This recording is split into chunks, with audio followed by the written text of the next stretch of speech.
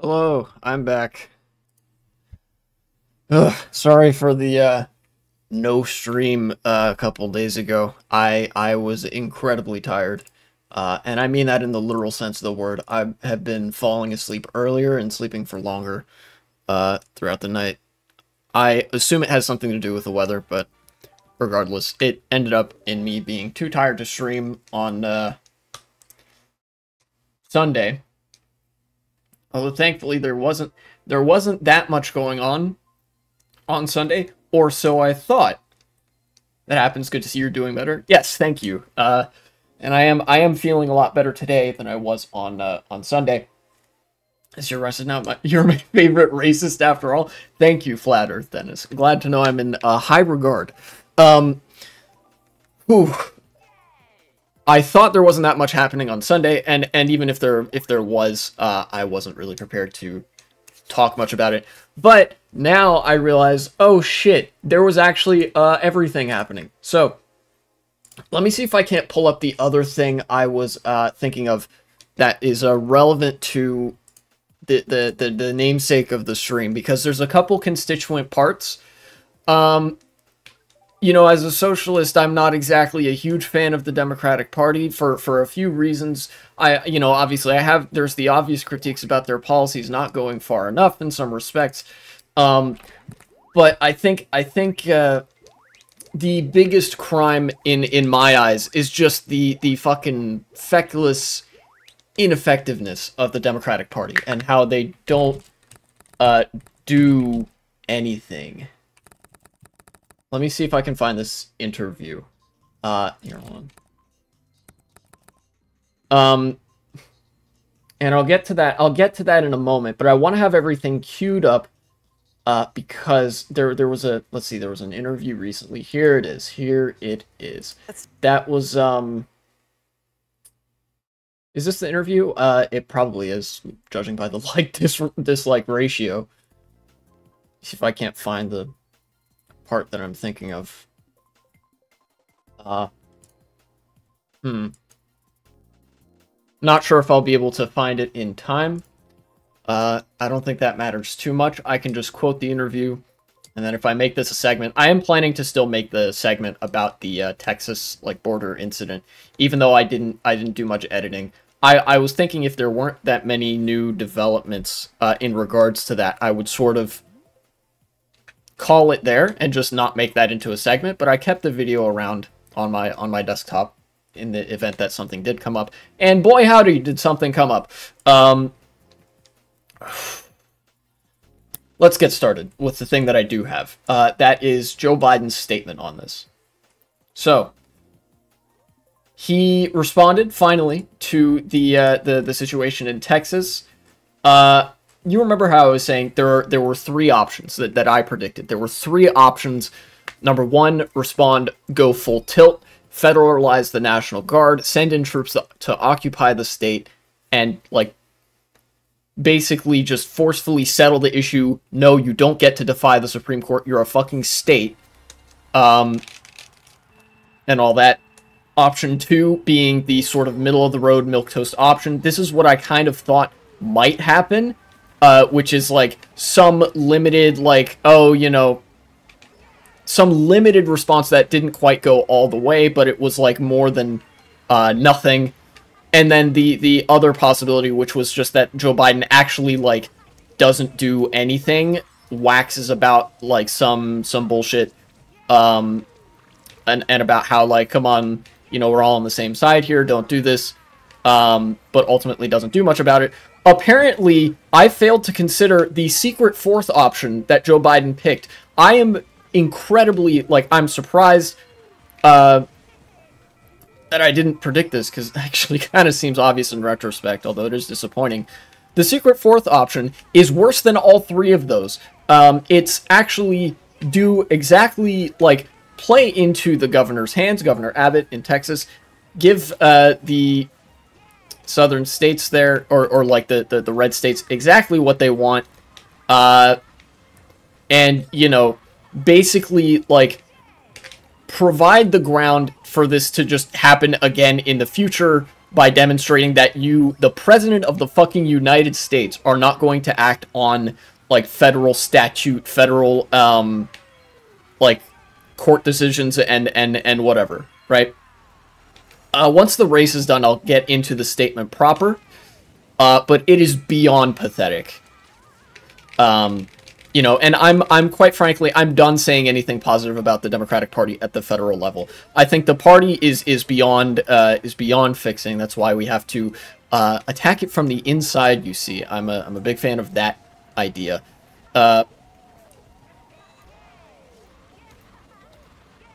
Take action against open rebellion about the federal government. Yeah, he's too busy. He's too busy. You know, trying to get Netanyahu to answer his calls and stuff. You know, ooh, I miss you, babe, and that shit. To worry about literal secessionist shit. And imagine, for a perspective, I know this isn't as severe, like not even close, to the secession crisis in 1860 that turned into the Civil War when the southern states attacked Fort Sumter.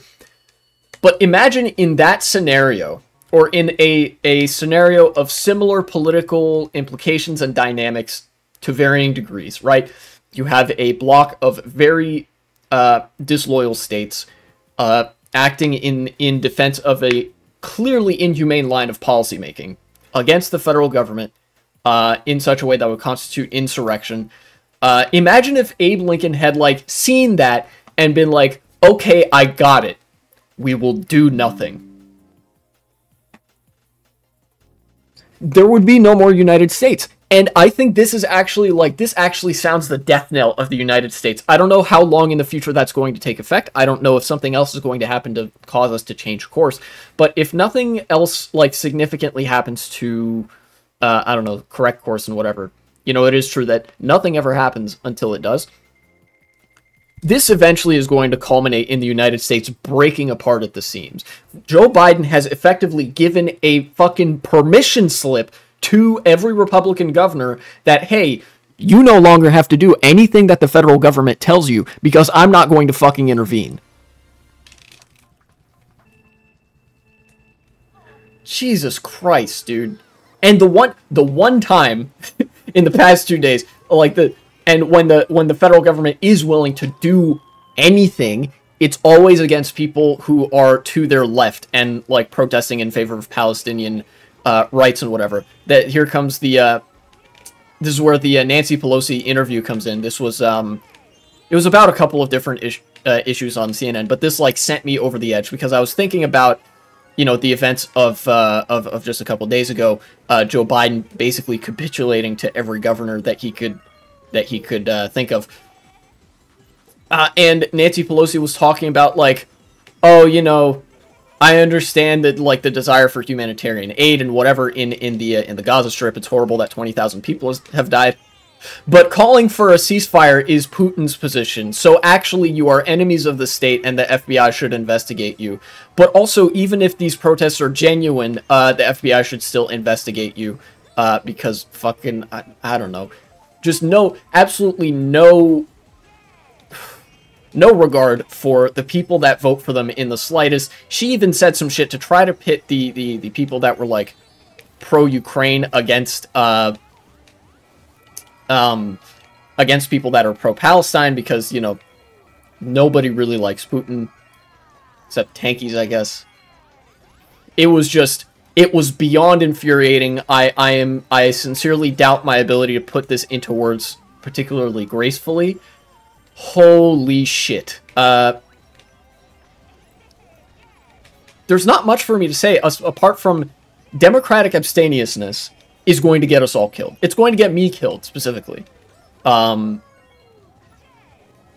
of course, everybody else like me who's queer and part of that community. Ugh. Seriously, Democrats put more effort into twisting their own party members' arms over the issue of, like, calling for a ceasefire in Palestine than they do into literally anything else. Like, throughout my several years of following politics, it has been the most consistent through line of everything that I have seen. That the Democrats never do anything until it comes to suppressing progressives. Until it comes to preventing positive change. Then They're ready to go at a fucking moment's notice. You know, they're on the case. All of that. Christ, man. America might fall in my lifetime. Base history is not dead. I'm gonna tell my grandkids how there was no scoping Russians and Texans while making 200 kilometers, walking 200 kilometers to school in 15 feet of snow. Base, you should tell your grandkids that. That'd be awesome. And of course, I've been driving like shit since I'm, you know, talking about this. This has me on full tilt. Probably gonna get me killed when Russia invade. NATO ain't shit without America. That is unfortunately true. Let me take a beat and then I'll resume.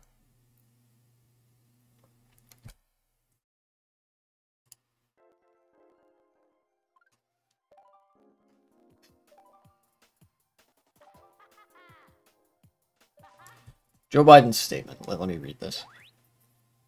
On the bipartisan Senate border security negotiations. Apparently there is a bill in the works about the ongoing border dispute, about border policy and things like that. For too long, we all know the border's been broken. Like, nobody cares. That's why 2 months ago I instructed my team to begin negotiations with a bipartisan group of senators to seriously and finally address the border crisis. Blah, blah, blah. Toughest and fairest set of reforms to secure the border. Something, something. He's trying to out-Republican the Republicans. Additional 1,300 Border Patrol agents. 375 immigration judges. 1,600 asylum officers. That part is good. You always want to have enough resources to properly assess asylum claims coming into your country.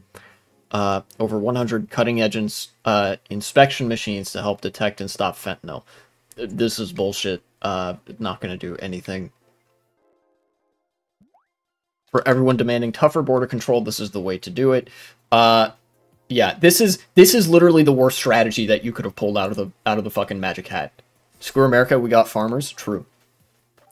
Like, you had so many options. You picked the one that would make you lose the most. Like, actual, optimally bad decision-making here by Joe Biden and the administration. That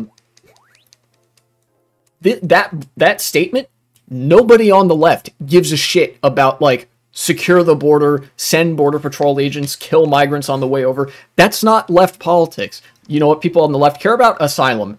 So, you know, that bears mentioning. But anybody who's on the left and has even a modicum of critical thinking, which is most people on the left, will know that that statement is absolutely bullshit and not designed to appeal to people on the left. It's waxing centrist bullshit that's catered more to the right than it is to the left. For all the grand total of 0 Republicans that will vote for Joe Biden. Thank you. I don't know what strategist is like calling the shots behind the scenes, but they need to be hanged. Not just fired, but fucking hanged or something. And as far as I'm concerned, the entire Democratic Party leadership is fucking useless.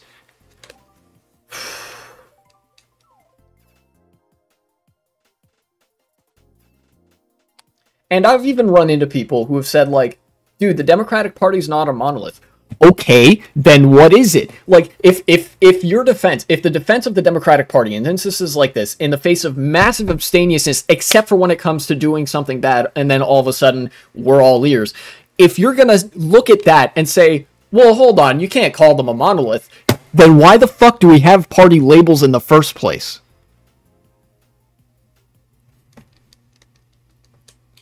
I don't give a shit. I will treat the federal Democratic Party as a monolith all I like, because that is how they act. If you're going to tell me that the Democratic Party is not actually like this, how about you show me some fucking examples of them not acting like this, and not, like, having a blatant disregard for the lives of people that vote for them? Because, Jesus Christ, you remember there was another video where I was talking about 1 in 5 young people are queer. This is the Democratic base that they're throwing under the bus. They're gonna get us all killed. Jesus Christ, between the Democrats conceding to Republicans and Republicans literally openly saying, like, I'm going to kill you, what the, like, what are they doing?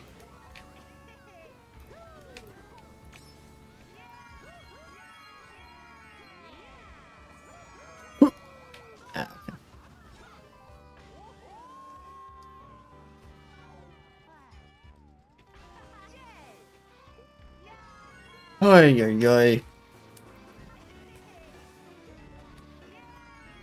And the worst part of all this, the worst part, you ready? The worst part of all of this is that I still have to go and vote for these clowns. Because at the end of the day, right, I talk a big game about, Democrats and Republicans and Democrats being leagues better. That's not a high bar to clear. Democrats, at the very least, don't actively want to kill me, if only because they would have to lift a fucking finger to do so. And then meanwhile, I vote for these people knowing that they're, it's just going to be like more of the exact same every time. Nothing good can happen. Nothing good is actually possible. We have to concede ground to every Republican that ever makes a demand, because otherwise, fucking, like, we would violate a rule or something. Seriously, this is a tendency that I've noticed in the Democratic Party, and it explains a good bit of their behavior, right? A lot of the Democratic abstemiousness can be explained very accurately by the fact that they are obsessed with rules, laws, and guidelines, right? And when I say that, I mean, like, in government. Like, rules of decorum. Fucking, Senate rules. That, like, that nobody will be, punished for breaking, mind you, unless they're a progressive, in which case they will be literally ousted from the party. And in some cases, yes, even laws that Republicans have zero reservations about breaking, and that ultimately no politician should have any reservation about breaking if they are confident in their policy agenda as something that is popular with Americans, right? Republicans have zero regard for the law as they barrel full speed towards the genocide of trans and queer people more broadly, right? Why can they do that, right, with a fucking psychotic set of policy objectives, and then the Democrats are so piss scared of violating the rules that, like, they don't do anything? Seriously, that's like the surest shot of not breaking any rules is just to not do anything at all. Why do they do this? That's mostly rhetorical. I know why Democrats are like this, right? Democrats are liberals, and liberals, as we know, are cringe, right? Many such cases. One of the biggest ideological failings of liberals is that their ideology, their system of ethics, fundamentally is whatever the law says. There might be some fluff around that. They might have some core of moral right and wrong, but at the end of the day, liberals separate that from politics. Yes, institutionalism, I'm getting to that. And their core principles is, if it breaks the rules, it's wrong. They're a bunch of conformist bitches. They're basically just fascists in hippie clothing. Liberals are nothing but fascists in denial about being fascist, and therefore they are afraid to act because they would do the fascist thing if they did anything. So they choose to do nothing. And they do this all in the name of, as Flat Earth Dennis pointed out, institutionalism. They are absolutely obsessed with the rules of the institutions that they and their forefathers have created, but not so obsessed that they will actually act to defend them. Liberals are obsessed with not rocking the boat. If anything would spark any sort of political backlash, a liberal will not get within 5 miles of it. Which is why you get stuff like this scenario with Greg Abbott and all these other red state governors fucking revolting over border policy, and Joe Biden just deciding, let's concede over them because they will go quietly. This is literally the strategy of appeasement, by the way. Liberals did this in the 1930s with when Hitler started making demands for land, and broadly Europe in some sense was guilty of this when Vladimir Putin annexed Ukraine, and so too are the Democrats guilty of this when the Republicans decide that they don't have to do what the fucking Supreme Court of this country says. And this isn't like federal governments either. This is state governments. This isn't even the government that has the authority to decide they're not going to do what the, like, Supreme Court says, right?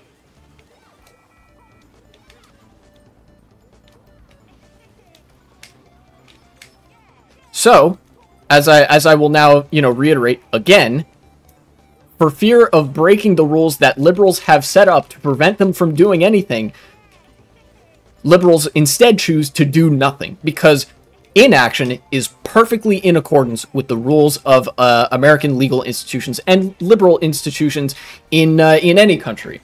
However, doing something inevitably breaks a rule. Nothing can ever change. Nothing ever happens. except when it does, in which case liberals will do nothing to respond, and they will allow it to happen, especially if it's something bad. If it's something good, they're on the case.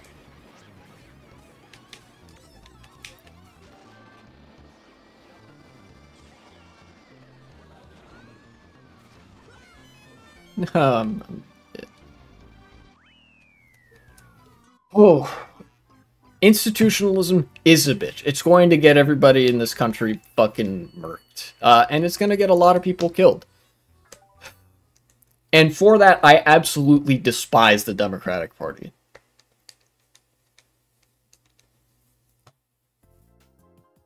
Ay, ay, ay. Seriously, they very well might hate their base as much as Republicans hate queer people. The only difference between them and the Republicans is that they actually have to lift a finger to do something about it, so they don't. Meanwhile, Republicans are driven by such an animalistic sense of raw hatred that they can't stop themselves from doing something. Meanwhile, liberals, that's all they ever do, is stop themselves from doing things. When it comes to shooting themselves in the foot, losing elections, and, like, generally being incompetent, they are hyper-competent. Like, Nancy Pelosi, in an interview on CNN, was talking about, like, the Democratic base and how young people are upset, and she's the victim of protests from the left and whatever. All of that is expertly crafted rhetoric designed to drive a wedge between subsections of the Democratic electorate.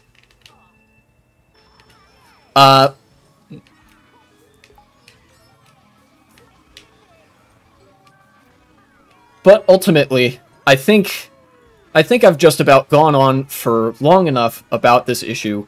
I think everybody knows where I stand on it, and hopefully you can sort of see what my argument is and where I'm coming from, and also understand that I'm really not interested in this being like a subject of argument or debate. The Democratic Party is just like this, and if you, like, anybody who thinks otherwise, I sincerely hope that you are not counting on living to see the next the next half of this century. So I will just wrap it up by saying this country is fucking cooked. Obviously, I'm going to not stop like doing volunteer work and activism and phone banking and whatever, because I would like for this country to not be cooked. But at the end of the day, this country's fucked, and there's not much that any of us can do to fix it, because the two parties in power either A, are invested in its downfall and descent into a, like, madman fascist dictatorship, or B, are willing to abide by the former if it means that they don't break any rules in so doing. Holy shit.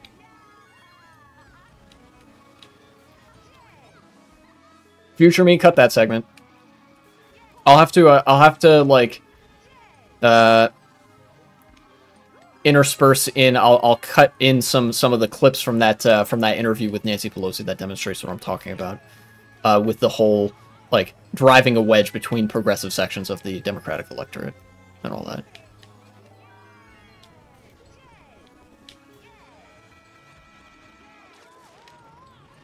I'm gonna get last, I think. Yeah.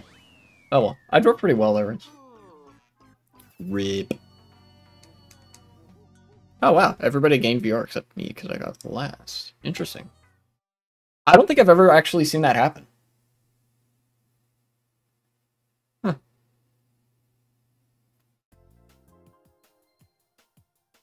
Oh, only 3 people? That's kind of a shame.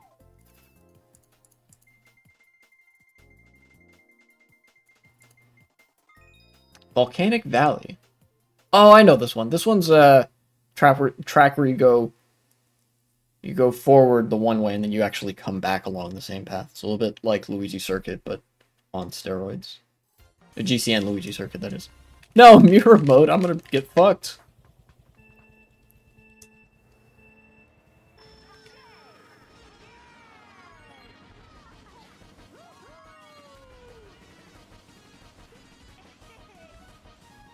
In just a second, like, if I have a moment, I'm gonna try to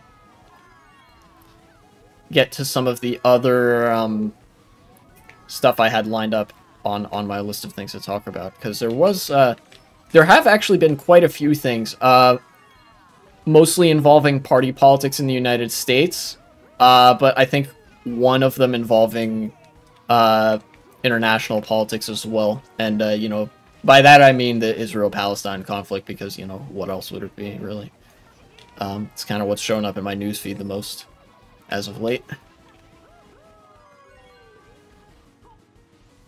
I think I'm driving a lot better this time than I was before. Like last race and all that. I'm going this way.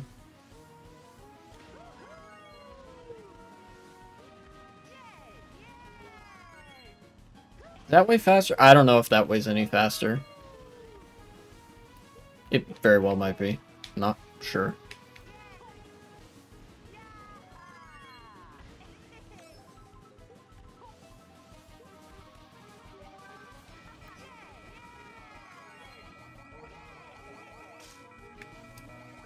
Ah, here we go. That turn is so good for mock bikes, holy shit. Like, as Flame Runner, you don't exactly have too much trouble making that turn, but holy, like, mock bikes can just take that so much tighter.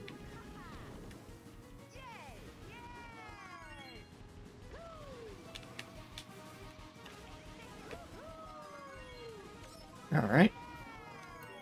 I think maybe, you know, once this track is done, I'll get to the other stuff, since this track requires some concentration. Let's put some bananas here.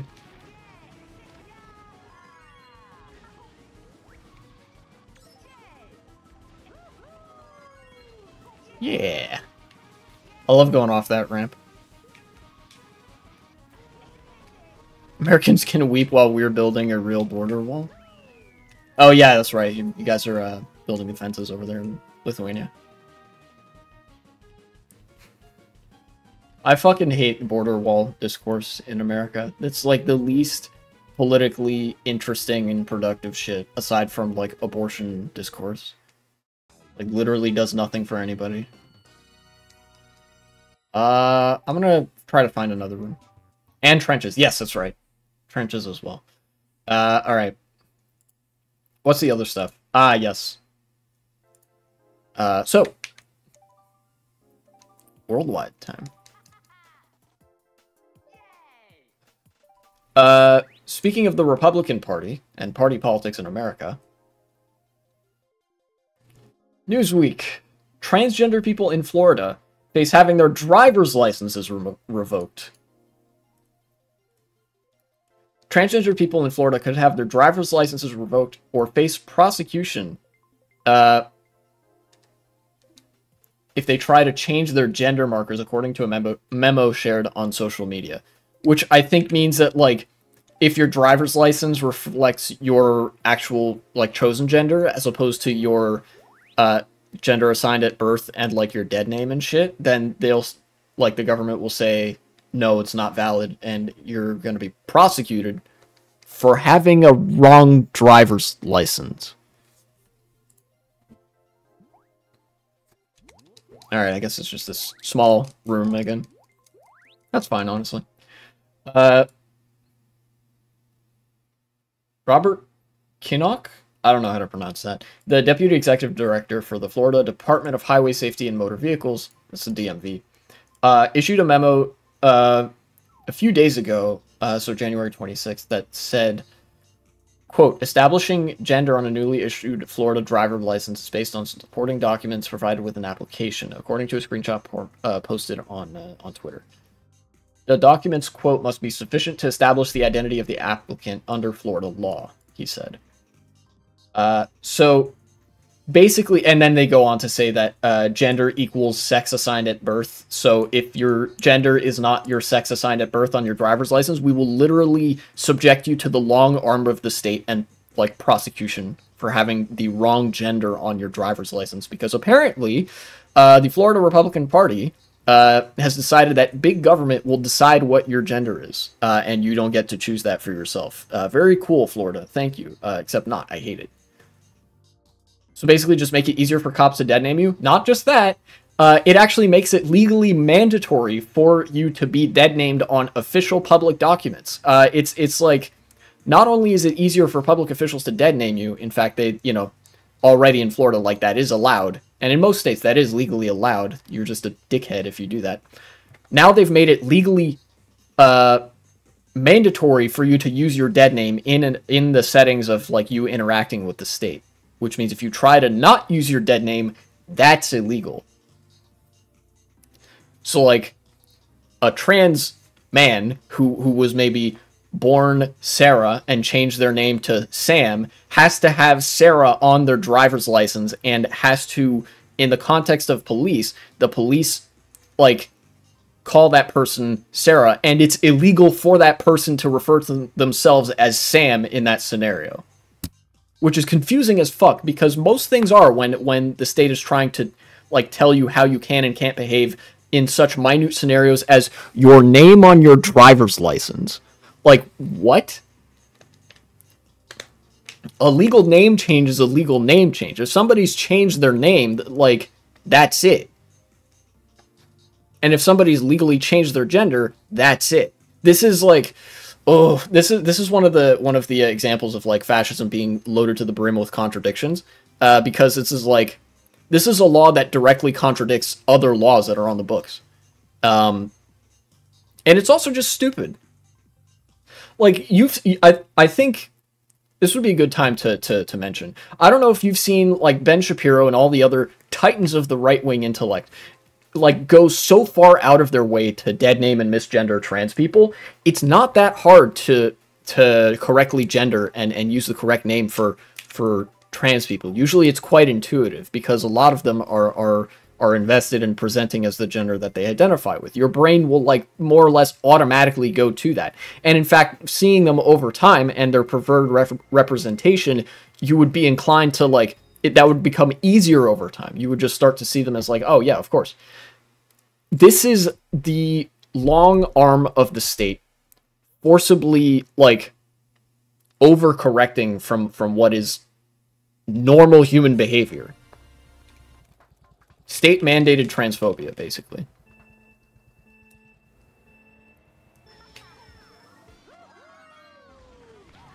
Oh, this track's fun. There was also, on the Newsweek page, there was a screenshot of Alejandra Caraballo, very cool, based and red-pilled trans journalist, who I have talked about on the channel before, who I have used screenshots from before on the channel, and I'll get to that in a second, because I have no doubt that she had something very incisive to say about this.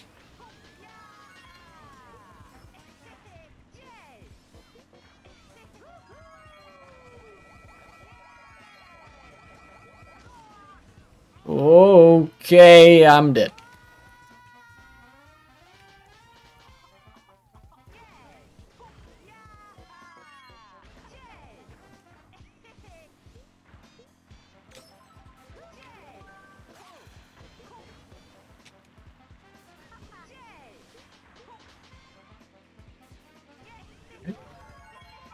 I'm not that far behind, I think. Ooh, mushroom. I'll take it. Another mushroom. I will take it. Where do I use this? Obviously, this turn is something. Oh, I think I know where to use it. Probably up here. Might not have gained me that much ground, but that's something. Keep going. Another mushroom. Okay.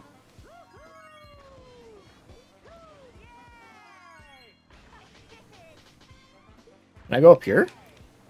I can. Whoa, what is this? That's so cool. I love that shortcut. The best item.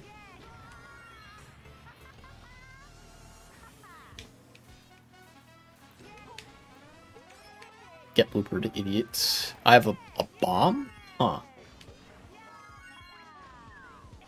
Well, that didn't go well. It didn't go how I planned it, certainly.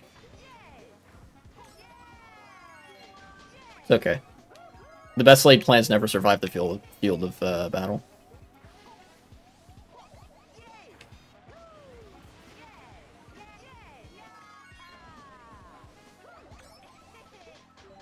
Goddamn Democrats are taking my job, man.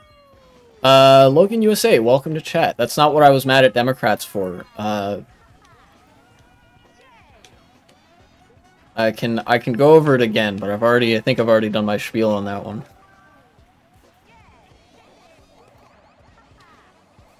Whee. Okay. Oof. Let me get to the rest of let me get to the rest of this Newsweek article. I'll come back to that. Let's see. This directive about driver's licenses comes as Florida Governor Ron DeSantis and Republican lawmakers have targeted transgender rights in the state, including banning gender-affirming care for minors, restricting discussion of personal pronouns in schools, and forcing people to use certain bathrooms. New laws targeting queer people are also proliferating in other Republican states. And here we have Alejandra Caraballo. Florida has taken unilateral administrative action and banned gender marker changes on driver's license. Any trans person who has had theirs changed is potentially subject to suspension. That's true. Republicans are trying to steal my title of the most skilled racist.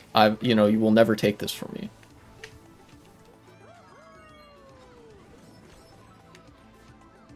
Nobody's better at being racist than I am. Any such cases. Oh. You and me both, buddy. You and me both, Daisy.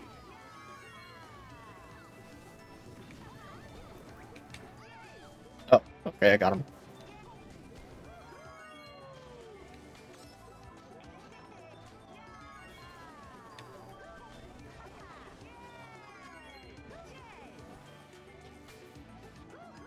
I should go this way. This is a little bit faster, I think.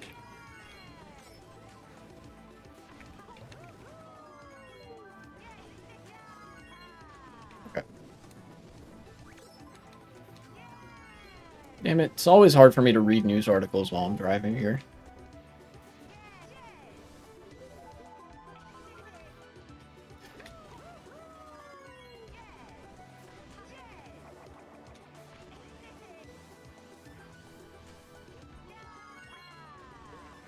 Alright, I'm not going to go for that thing this time. I'm just going to do this.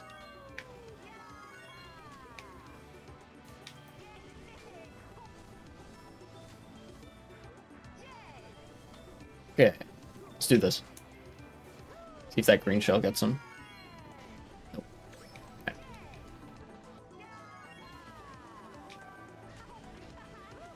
Fake item box, not ideal, but whatever.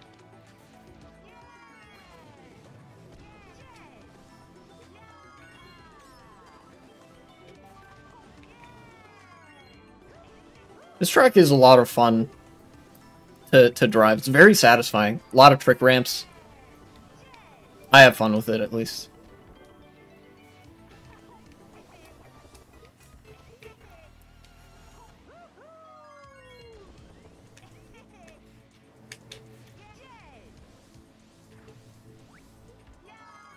Ooh, banana. Love having a banana in this game. We'll go behind that turn. That's not going to get him, I don't think, but it could force them to go wide, which would be good for me.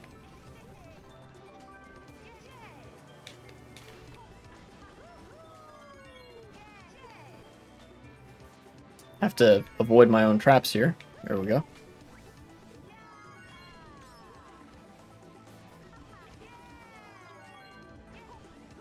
You see Ukraine fire its general. No, I didn't. I might get to that once I'm done with the other stuff on my list here. Okay. Let's see. How much more is there to this story? Here we go. In other posts, Alejandra Caraballo wrote that if the language used in this directive is taken at face value, any trans person driving with a changed gender marker on their driver's license could be criminally charged with fraud, and there is no reason to believe that that won't happen. This interpretation could potentially apply to anyone driving in the state, including tourists. There's also no reason to believe that that won't happen. This is a massive and intrusive change, erasing, legal recognition and criminalizing trans people in the state. Another example of this being literally the only thing that Republicans care about. Well, actually, they care about something else, but this is like the one social issue that they care about. Is the suppression and prosecution of queer and trans people. I swear, man, it's like they spend so much time thinking about that. In fact, I think I saw also in Ohio, I would have to go find the article for this again, but like similar anti-trans lawmaking in Ohio, I think regarding like banning of all gender-affirming care for youth in the state, and potentially the banning of all gender-affirming care just in general in the state, has led to like 100 or so families having to flee the state of Ohio. This is something that, like, you know, people have always sort of talked about with regards to anti-trans, anti-queer policy making, that if things get severe enough, people will have to literally flee the state as refugees. But now it's actually starting to sort of happen. And like, that is new. For sure. Like, the fact that it's been a thought in people's minds is not new, but the fact that it is now actually happening, that people are fleeing states because they can't get the medical care that they need and will be prosecuted if they even try, that's a worrying new trend.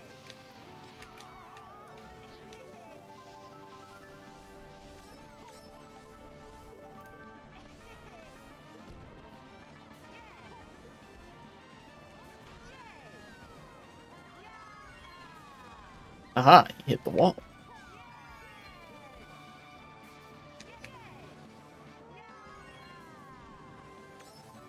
Oh, don't hit that stationary green shell. That wouldn't be good.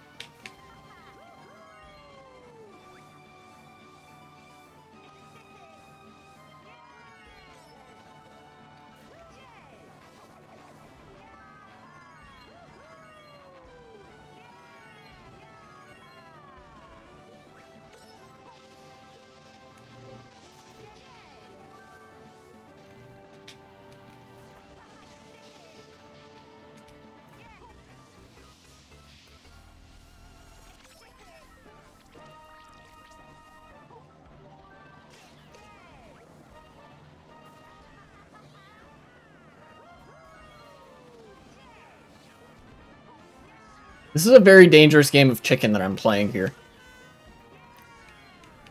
And I somehow won the game of chicken. I don't know how I won that game of chicken, but I did, so yay for me, I guess. I'm holding this green shell out for dear life.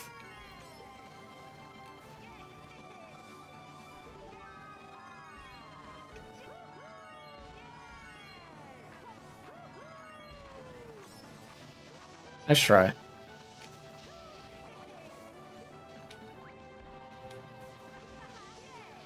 Yeah, he's gonna do the thing. Okay.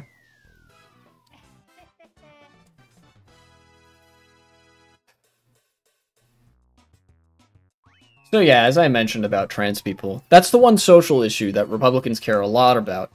Oh, it was debunked? Okay.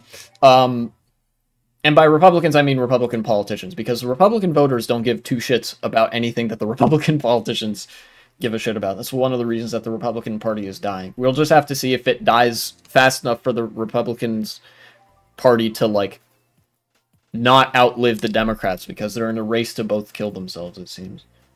The other thing that Republicans really care about, in economics particularly, is starving kids. Not to say that they care about kids that are starving. No, they care about the act of making sure that there are kids going hungry. Should clarify that right now. From More Perfect Union, 15 states have now chosen to opt out of federal funding to let them feed kids over the summer. The US GOP governors give a range of reasons for their decision.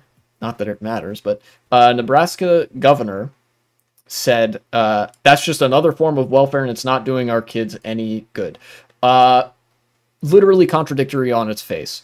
Welfare is bad for kids, especially when they're not starving. You know, when kids are starving, that's actually based and red-pilled. But, you know, when kids are starving, that's welfare, and it's free government handouts, and that's bad, actually. This is one of the few vestiges of, like, Republicans arguing against big government or whatever. And you'll notice it always, for some reason, comes in the form of them objecting to the government doing anything good. You'll notice that, like, all of this, you know, welfare state, you know, big state, nanny state argument never happens when the government does something bad and you know, Republicans are opposed to that. No, they love that shit. It always happens when it's like, hey, what if we made school lunches free? What if we added new school programs over the summer so that poor kids in vulnerable areas of the country can have food and not have to worry about going hungry? All of a sudden, the Republicans are like, this is authoritarianism when kids aren't starving, actually. It is based in freedom pilled that kids starve in the richest country in the history of the world. I will remind everybody.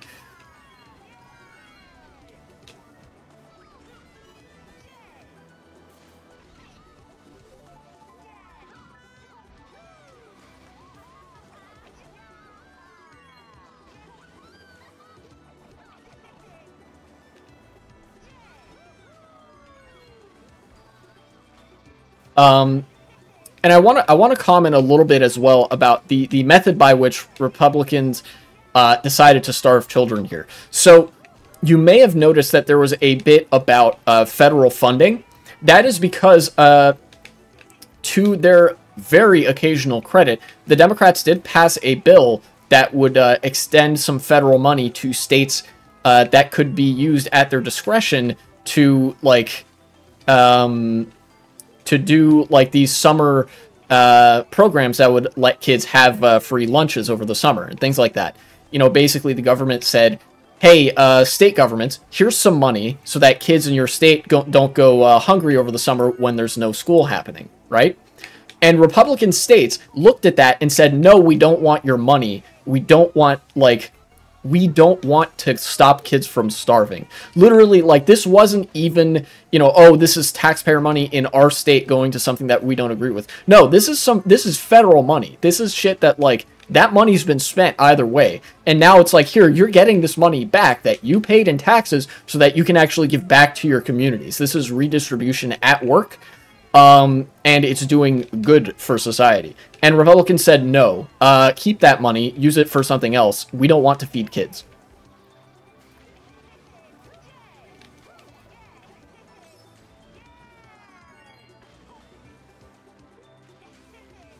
Because, you know, as is always the case, Republicans are just evil ghouls who hate everybody. Especially kids.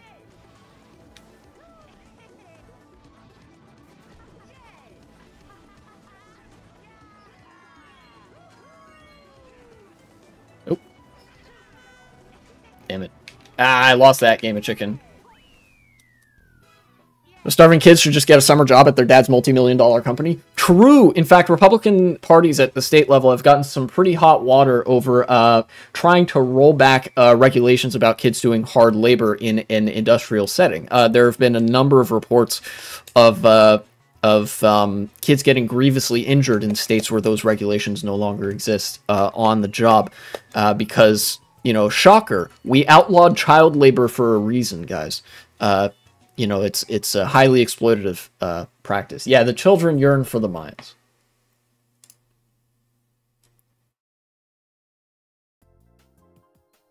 IRL Minecraft pretty fun. Yeah, true. You even get you get the black lung and everything. In the case of Florida, here, continuing for more perfect union. In the case of Florida, it is $250 million that is left on the table that the governor of Florida, Ron DeSantis, has decided to opt out of. They decided we don't want that money. Not just we don't want that money, like, to feed kids. We just don't want that money. Because it's specifically earmarked to, like, hey, put this money towards making sure that kids don't go hungry. And they're like, no, we don't want it. We'll just leave $250 million fucking dollars on the table.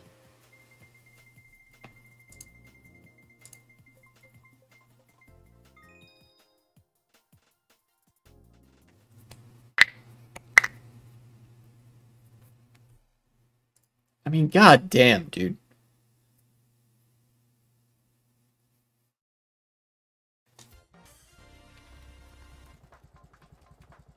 Republicans are so goddamn... They're not just evil, they're, like, committed to the bit of just being evil. Like, they are so...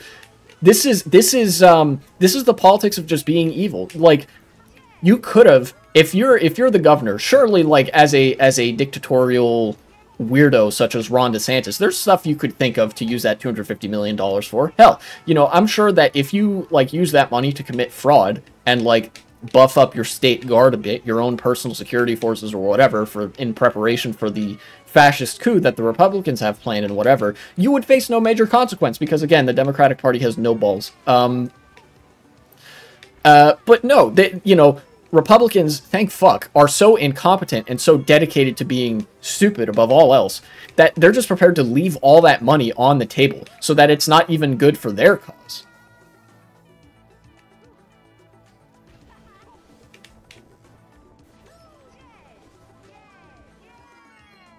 I gotta drive really well for this race to have any chance of being interesting, so that's what's up. This is the kind of shit, by the way. Yeah, Republicans. This is the kind of shit, by the way, that drives people away from the Republican Party, and it's part of the reason that, like, Democrats still have any staying power at all, is because Democrats aren't, like, you have to actually do something in order to be evil. The Democrats don't do jack shit, so it's pretty hard to characterize them as evil because you have to actually do something. Or like Republicans clap now, Jeb Bush would be proud.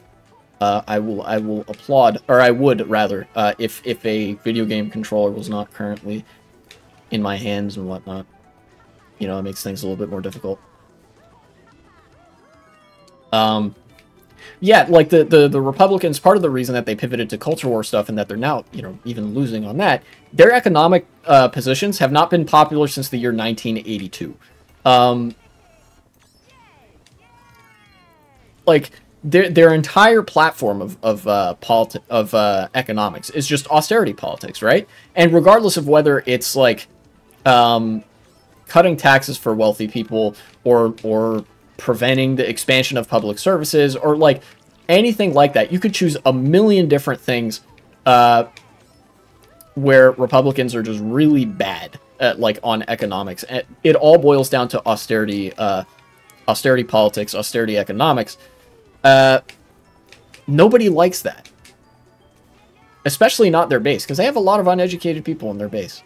And, you know, educated people are more interested in, like, survival than anything. And uneducated people, I should say, there's significant class overlap between people who are not well educated and people who are poor. Because in the United States especially, you have to have wealth to get an education. In fact, that's one of the great successes of the Republican Party, is that you can't be educated if you're poor. Yeah. The Republicans' economic platform, the austerity politics of the 21st century, how we're now seeing it manifest, is child labor. The Republicans have gone all in on protecting child labor, busting unions, and basically opposing anything that could be considered in the interest of the general welfare, right? If it is an economic policy that involves using the power of the state or public services to make somebody's life less shitty, Republicans are against it. Because they worked hard to strip back all of those public services. They worked hard to sell off all of the artifices of the local government and whatever to private contractors and private corporations. And they'll be damned if they will let that regression be rolled back in favor of actual progress.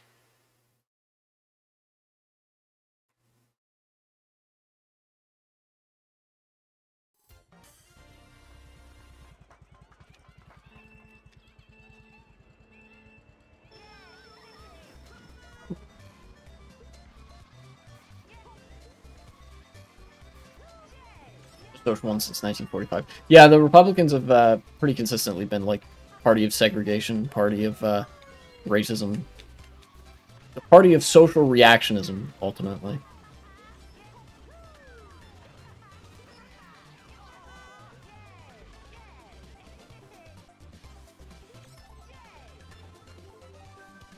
I'm in first now. Huh.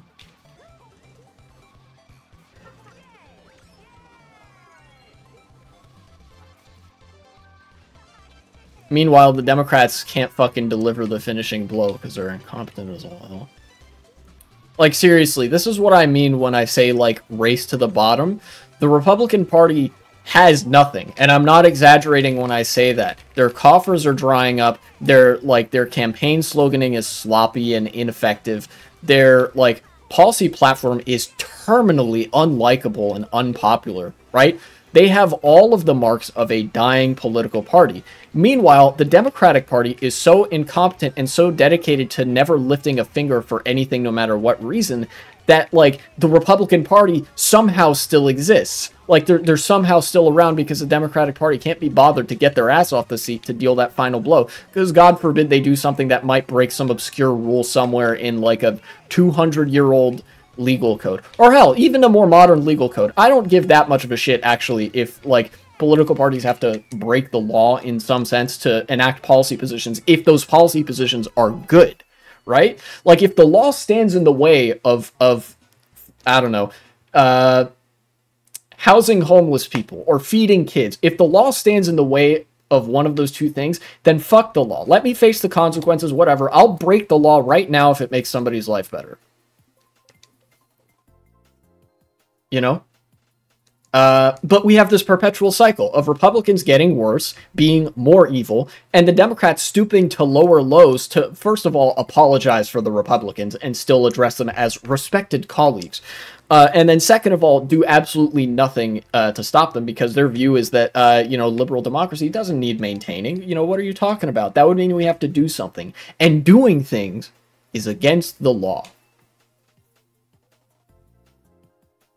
I'm almost not even exaggerating when I say that. You can ask a legal scholar, you know, ask a law professor or whatever. There's a shocking number of things that are against the law. So many that the federal government can't even keep count. So it is almost definitely the case. Doing a thing, almost certainly in some way, that breaks a law somewhere.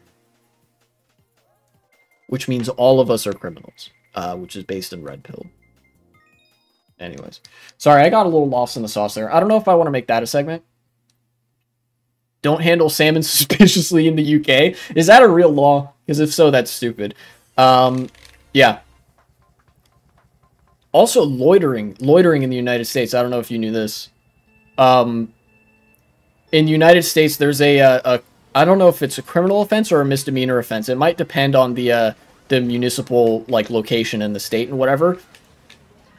Just standing in one place for too long is a crime, or is against the law. Like, if I went outside to a public place and just sat down on like a park bench and, you know, watched people go by for however long, you know, I really like people watching. If I went out and just did that, a police officer could come up and arrest me for breaking the law, and that would have been like a normal, viable arrest because I would have broken the law in that instance.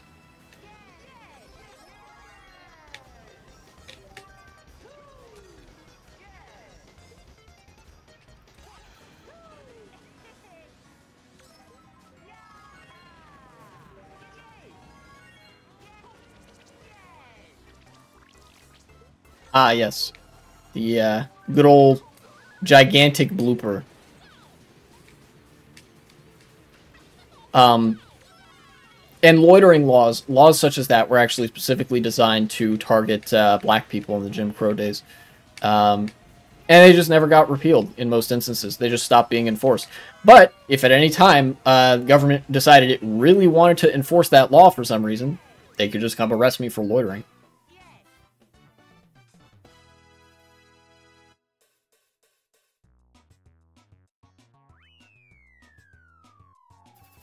They being the cops in this instance. Anyways, what was I on about? The Republicans rejecting money? Yeah, they are they're not even that good at being evil because they rejected $250 million bucks. And it's like, hey, here's a ton of money. Use it to give kids lunch, and they said no. Pretty bad, I think. You're really lucky my internet is shit. I wanted to clip that. You know, I could probably go back afterwards and clip it. You know, when the stream ends, I can go back through the stream VOD and clip stuff. I'm just mostly too hard of memory. I like people watching. Yeah, I do like people watching. It's for me, sometimes it's really nice to just go outside and like sit down, you know, in the park, and I see, oh, that guy's walking his dog. Oh, that woman's talking on her phone. Has a phone call going on. That guy's out in the park with his kids. That's nice.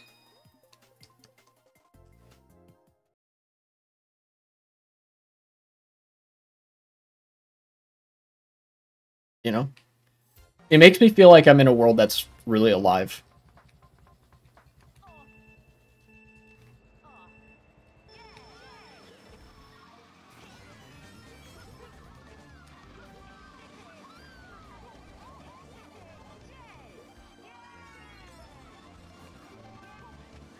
How long is this front run going to last? Probably not that long. But, okay, yeah. I was gonna say, I can try, but... What's up, baby Luigi? Oh, he hit the pipe. You see Gerasimov may have died? I don't know who that is.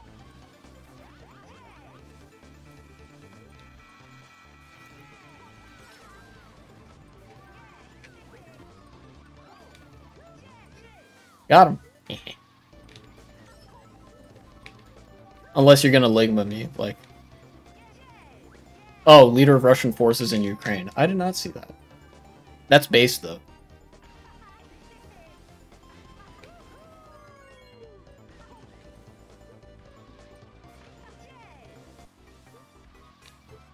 Need an item box. Yes. Oh, yeah! Let's go.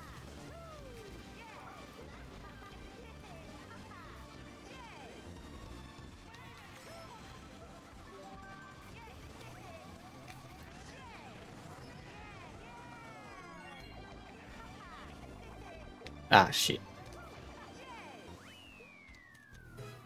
Remember that he had died and no one has seen him for a month? Ah, okay. So yeah, he probably is dead.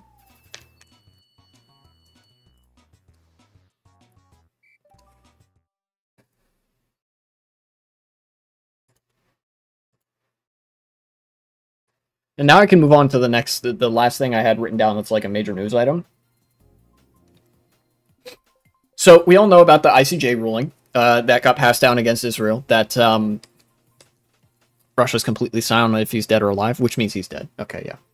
The ICJ handed down a ruling against Israel. In most cases, it was almost unanimous, like either 15-2 or 16-1, that Israel could plausibly be said to be committing genocide, and that Israel has an affirmative obligation to prevent genocide and take actions that would prevent a genocide from happening, which is to say they need to let in aid, they need to actively stop bombing civilian areas, they need to basically pull their invasion off, and like basically do humanitarian damage control on the situation to prevent any more civilians from dying to the best of, you know, their ability. Israel, taking a page out of their own book, of course, completely ignored the ruling of the ICJ, and the bombing has not stopped, nor has it even slowed down. In fact, I recently saw a video that had surfaced. Al Jazeera was reporting this, where, you know, obviously there are a number of hospitals in Gaza that are under siege by the Israeli military, and one of the videos to that effect showed the Israeli military, like IDF soldiers, or IOF. I don't remember which military is active where, but like Israeli soldiers were dressed in hospital clothes. They were disguised as doctors and nurses and staff, and they were carrying their arms through the hospital. And that is a war crime.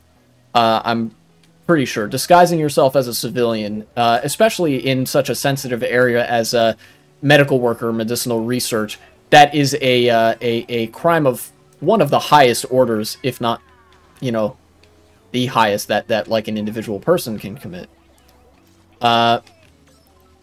So, you know, the ICJ said, hey, Israel, stop doing war crimes. In fact, you have the obligation to prevent war crimes. And Israel's like, okay, cool.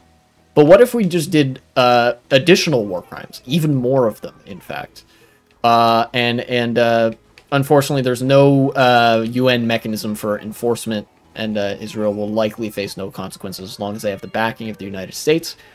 We can only hope that the ICJ ruling is enough of poison for Israel's international standing and reputation that they eventually lose support organically from Western countries and are forced to, you know, reconsider.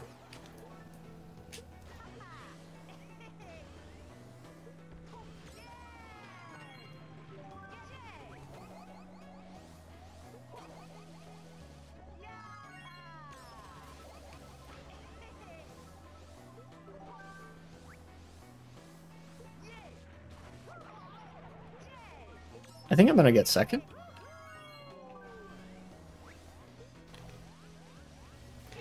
Maybe not. If this Mega Mushroom has anything to say about it. No, I got second. Okay, cool.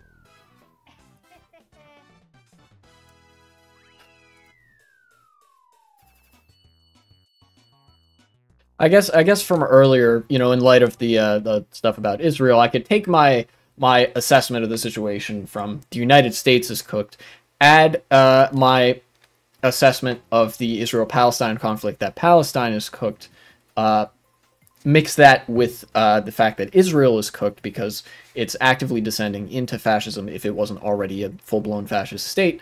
Add a touch of me saying that Germany is cooked, judging by the state of German party politics, and then extrapolate that to say, on a broad level, based on political trends I've observed in various different countries, the whole fucking world is cooked. Politics is an unending cycle of suffering. I knew that already, but it's about to get a lot worse, and it's that I hate that a lot. And you know, the liberals that aren't willing to do anything about it are currently the guys in charge. So fuck them, I guess. You know.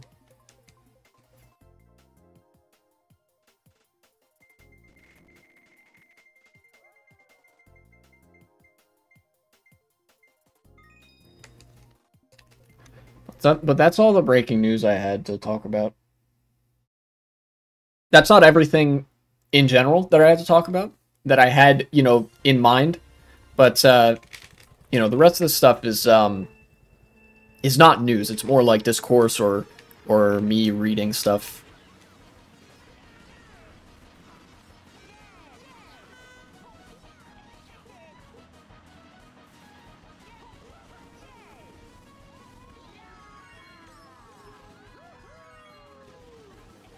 What happened to that guy? Eh?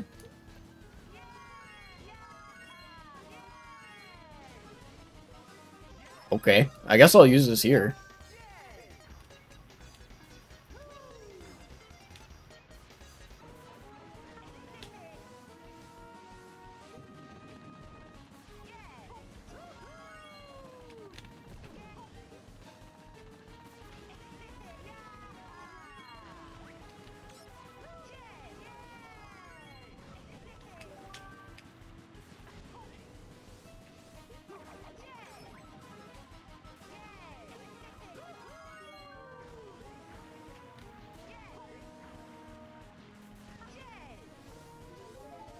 This track gets picked by Sweat Lords a decent amount. It's a cool track, although I think this one got picked off of a random, like somebody picked random and then it picked this track. This is a very front-running track, I think.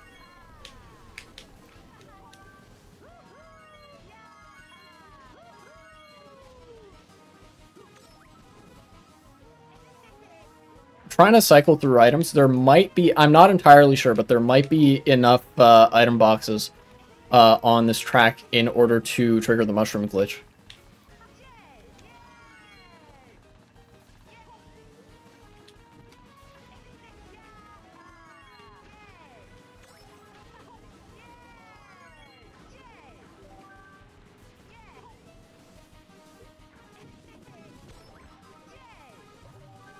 Another fake item. Well, game not exactly giving me the most useful items today, but you know, we'll see how that pans out.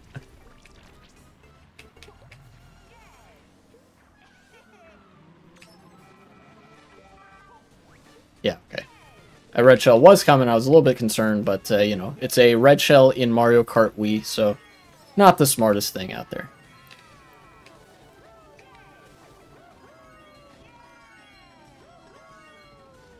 No! Oh, I had a feeling that was going to happen at some point. Not good. Well, hey, at least that guy's in first now, so if anybody's taking a blue shell, it will be them and not me. Haha.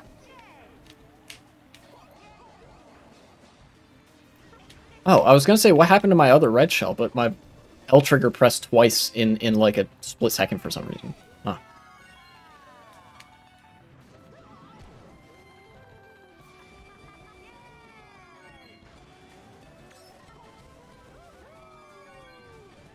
One mushroom.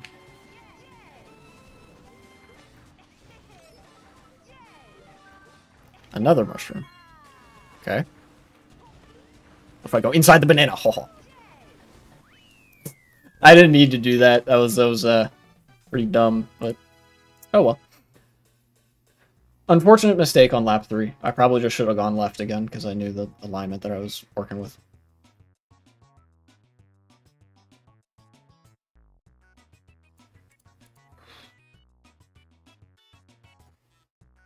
What have I been up to? Oh yeah, I saw an interesting video recently. You know, in some respect, I've actually come around to the Star Wars prequels because of the political tones present in those movies. I still, like, some part of me is still kind of on and off about those being, like, maybe not so easily comprehensible to kids. But, I mean, I enjoyed those movies when I was a kid. Look, they're still not good movies. I think saying that is a pretty big stretch, but there's a lot of potential there, and they could have been good, but they unfortunately weren't. I saw a very interesting video essay by this guy about how it was called "How Liberty Dies: The Politics of Star Wars." And at the very end, I noticed like a glaring flaw in the video. For most of it, it was really good. It was very pointed in describing how democracies fail from the inside, and how opportunism surfaces and all that, how, like, the over-reliance on private contracts and whatever, and sort of neoliberalism creates rot inside of a democratic system, and whatever. But at the very end, he said something that made me realize the glaring flaw in his analysis, which is, he said, "Populists all, without exception, just want more power for themselves." And so I was like, I was confused because it didn't really follow from the rest of their analysis, right? Like, certainly there were some shades of, like, Palpatine saying, "Only I can fix it," very Trump-esque, very demagogue, like, aligned rhetoric. You know, that was certainly there, but I feel like he really like sold his analysis short by attributing all of this to populism and like saying that, hey, never elect a populist and shit like that, because that's not a good takeaway from that. In fact, populism is just an amplifier of existing politics. It is a tool that can be very useful, in fact, in reversing that sort of institutionalist rot by introducing actual revolutionary policy making and like sort of breaking apart the undemocratic parts of the democratic system that sort of prevent it from functioning how we all think that it should. But then upon closer inspection, right, like I started thinking about his video a little bit more as I was coming away from it, as I'd finished watching it. And I was like, now hang on, there are a couple flaws. There are a couple more flaws, because I noticed, you know, I kind of assumed, okay, so this guy is just an anti-populist. And then looking back, I was able to kind of apply that to some of the other things he said. And I noticed he never actually suggested a solution to any of the problems that the Republic in Star Wars was facing, which makes me think, oh, this is interesting.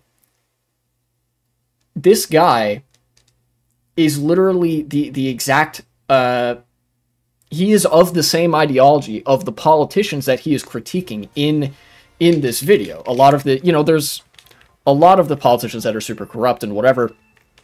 You know, and he talks a lot about corruption, which I thought was a interesting direction to take it, because corruption is usually a symptom more so than a cause in itself. And I think fundamentally, this guy agrees with the nature of a liberal democracy, which means that he only wants to, if he has any policy prescription at all for, like, you know, the hypothetical reality of the Republic in Star Wars, or a similar democracy facing this sort of downfall, his only prescription would be to roll back the clock to such a point that the Republic was on the precipice rather than actively experiencing fascist backslide, which means that nothing would fundamentally change. We would just be right back where we started and experience the fascist backslide all over again. You know?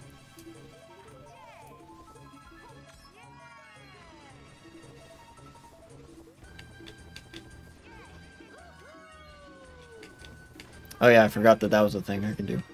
That,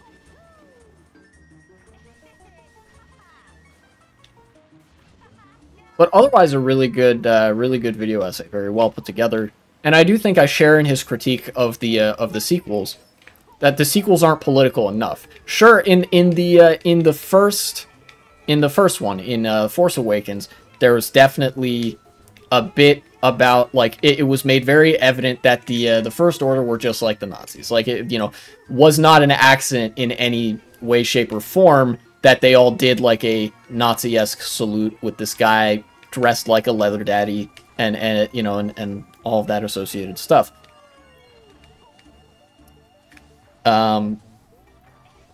You know, so then it's very weird to me that he essentially did the shtick that I'm very critical of a lot of people for doing when it comes to Star Wars particularly, that he tried to have politics without the politics. You know, his video, which is all about the politics of Star Wars, never once mentions the left-right divide, never once mentions liberalism and Nazism and fascism as ideologies, never mentions socialism as an ideology, always phrases things in terms of liberalism and authoritarianism, which is not, or not liberalism, liberty, excuse me, there's slightly different terms being used there, which is not to say that those things are ideologically vacuous. You know, certainly that does suggest something about the ideology of their adherents. But it really, I think, undercut the political point that he was trying to make, or maybe that he was trying to gesture at about the flaws of a liberal democratic system. Because him being a liberal is ideologically disposed towards supporting those same flaws. You can only kind of gesture at them without naming them, because that would implicate him too. I don't know. Look, I don't want this to be like a personal character assassination of this guy, because it's very clear that this video essay was like well researched and whatever. I don't doubt that he's read a lot of research on the subject of like different political systems. But there was that one glaring flaw. You can't have politics without the politics. In fact, I don't think he even mentioned the Weimar Republic, which is what the Republic in Star Wars is. I remember I used to watch this anti-SJW guy years ago. I checked on him now and all I saw was Star Wars shit. Yeah, a lot of people have gone down that rabbit hole. I assume this guy is not one of them, because I think this is the only video on this guy's channel about Star Wars. I took a brief look at his channel afterwards. It seems like he had like a one-hit wonder that everybody really liked this one. But yeah.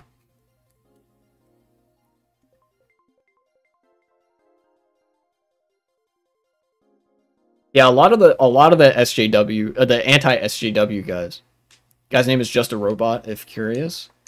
Maybe I could do some React content to like SJW, anti-SJW types, like in current year.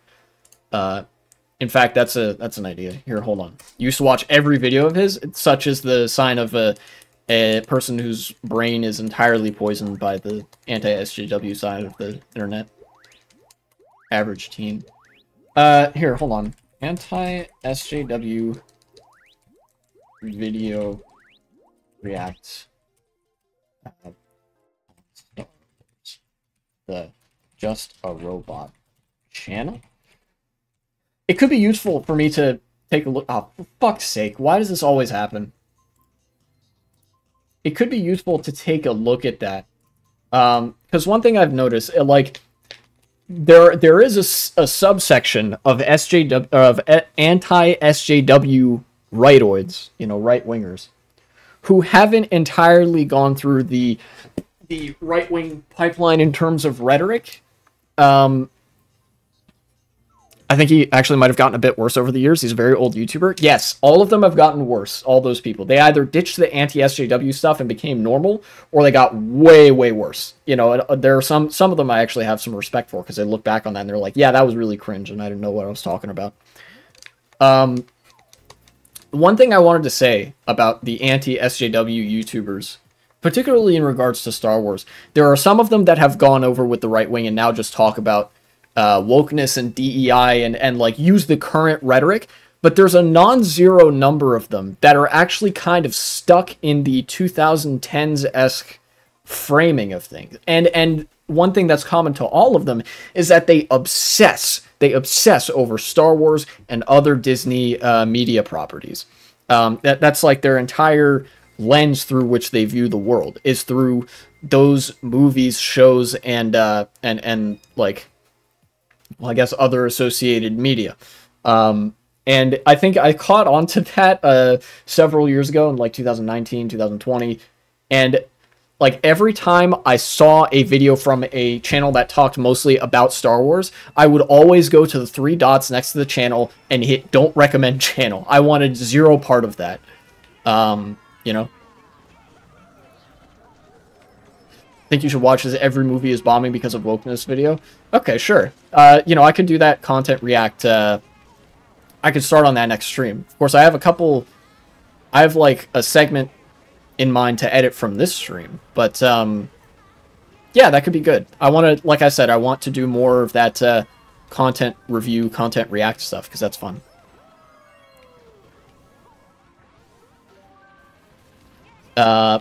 Yeah.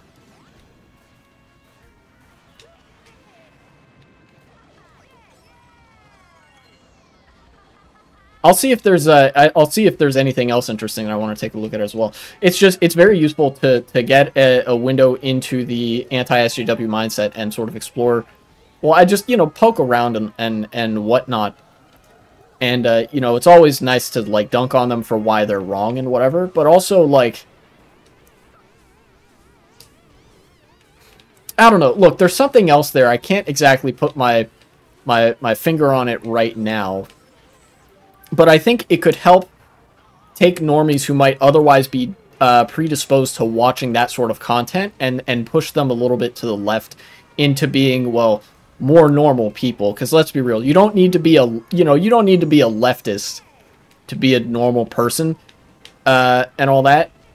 Like, you can be normal without being a leftist and whatever, but you cannot be normal and also be a right-winger. Like, those are two mutually exclusive things.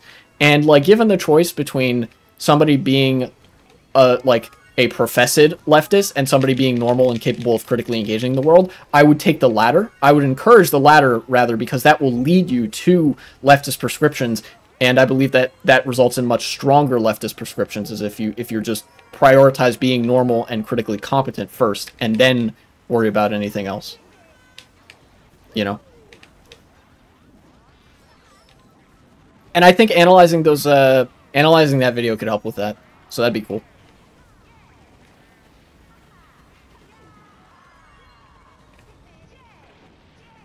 I got somebody. Also, I love the consistency of right-wingers and anti-SJW types always using the go broke, go woke logic, because it blatantly doesn't hold up. Like, you can take a look at some of the movies they're talking about, and they're, like, pulling in record profits at the box office. You know?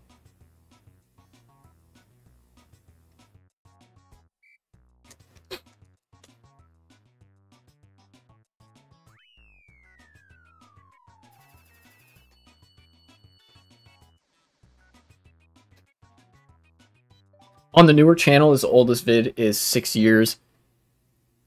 And the oldest one is 8 years old, so he's very much an old school YouTube frog. Yeah, I gotcha. 6 years ago, that'd be 2018. God damn. 2018 was 6 years ago. Fuck, dude. Yeah.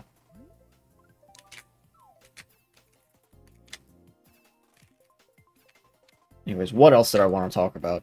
Aside from me being fucking pissed at the Democrat, that I maintained for about 25 minutes, and then I was done with it. Christ, dude. I've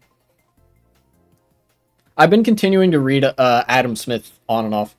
I have to take a pretty slow pace when I'm reading that stuff, because Adam Smith has no fucking idea how to write, as I've explored before. There are run-on sentences that continue for half a page.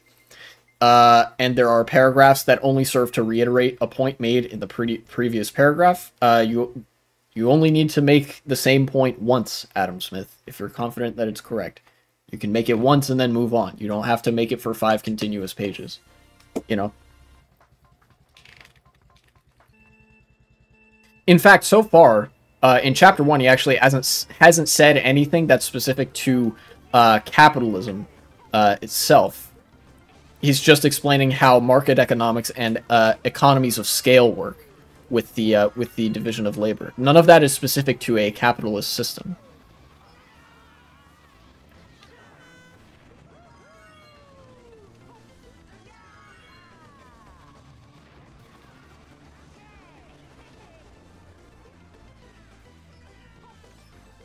I didn't get my mini turbo, huh?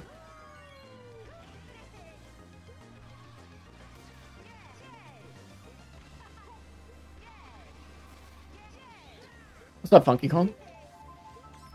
Zito. I see.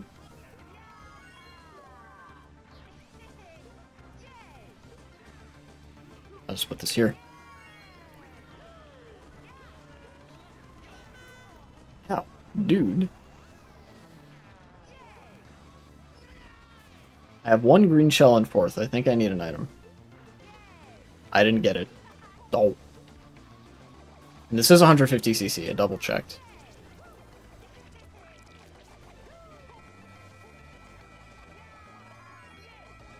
I'm getting messed up. Okay. Please nobody fuck me up. Okay, thank you. Alright, cool. Give me this.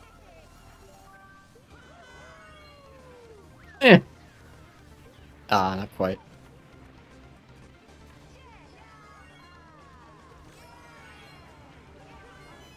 Whoa! I've never seen that happen before.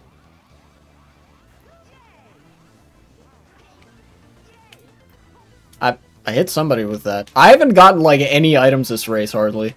It's kind of wacky.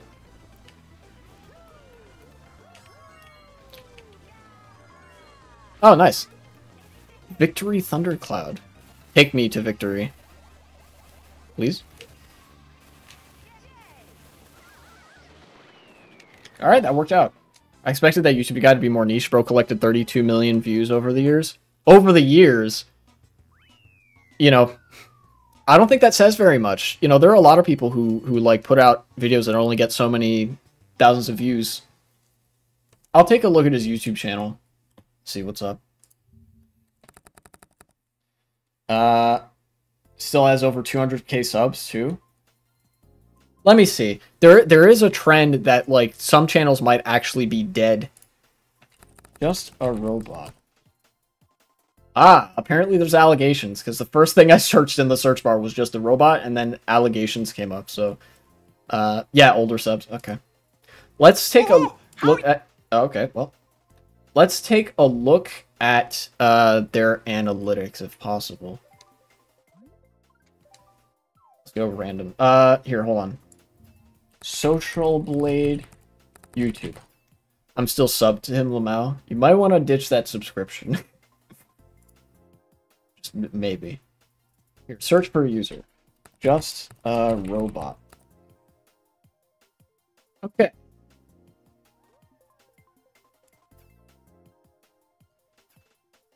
Alright, let's see here. Total subscribers weekly. Minus 1,000 subscribers for the last 30 days. Estimated monthly earnings $2 to $28. Ooh.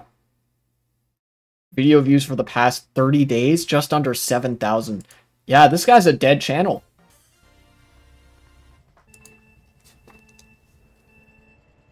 If he's been around for that long and he has 200k subs and he's getting that little activity, I think his channel's just about gone.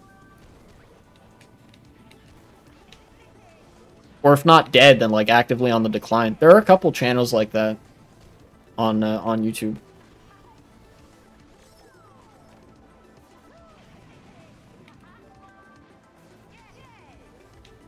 Gamergate died off. Yeah, that's right. You know, Gamergate died, and so did a lot of the YouTubers that participated in it, or that were like Gamergaters.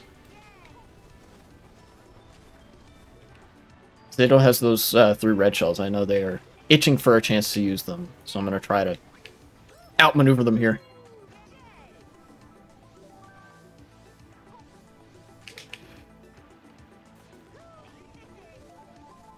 If there's any place to use them, it would be here.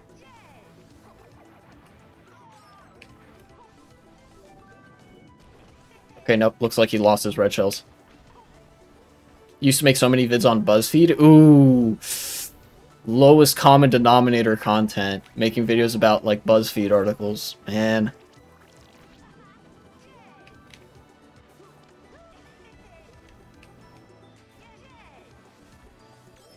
I'm driving pretty well this race. Uh-oh. Fake item box. That ain't good.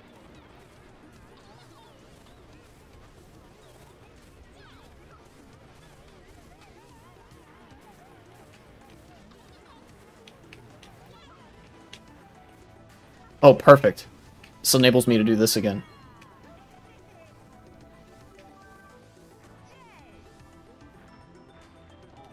Oh, no. Whoa, what? That came at me from the front? That's wild. Blue shell incoming. Oh, perfect. Oh, baby. No! Red shell ruined my day again. Ah! Just a year ago, used to have 100,000 views on his vid. What happened to bro? Gamergate died, like you said. His channel died with it. You know, a lot of people base their entire channel around the politics of Gamergate. And you know, use that as a wedge to try to pull people who are self-labeled or self-identified gamers over to the right. You know? And it didn't work.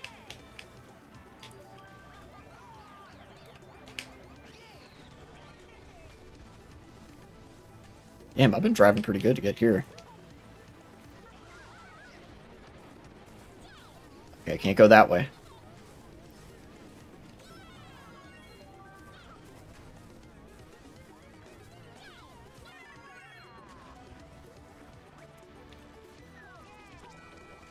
Whee! Alright. That happened to a lot of YouTube channels from the Gamergate days. You know, some of them, there are some of them that were actually kind of smart about things, and they just went back to talking about the media that they like to talk about. Some of these Star Wars channels are good examples. I know for a fact there are a couple Star Wars channels that will occasionally pop up in my feed, even after I've clicked the Don't Recommend Channel button, that were, like, doing or at least gesturing at some stuff that the Gamergate days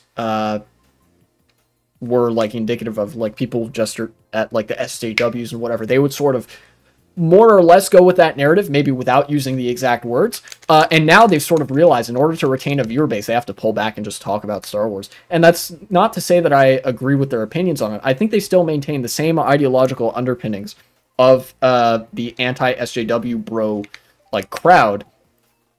But, you know, they've long since stopped being that unhinged about it because they have an interest in maintaining their viewer base. And that dictates you not be an insane fuck to have a wide appeal. He actually used to criticize anti-SJWs as well. I wonder what for. I wonder what he would criticize them for. Let's see oldest.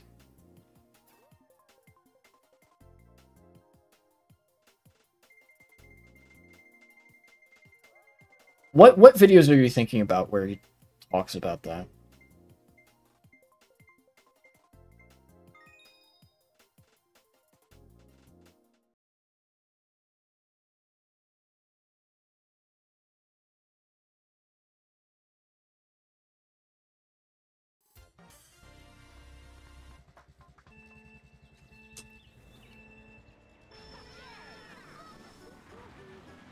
Oh boy, this track. My least favorite track in Mario Kart Wii, probably. Or not my least favorite. That would be Shy Guy Beach, but definitely not a fan of this one.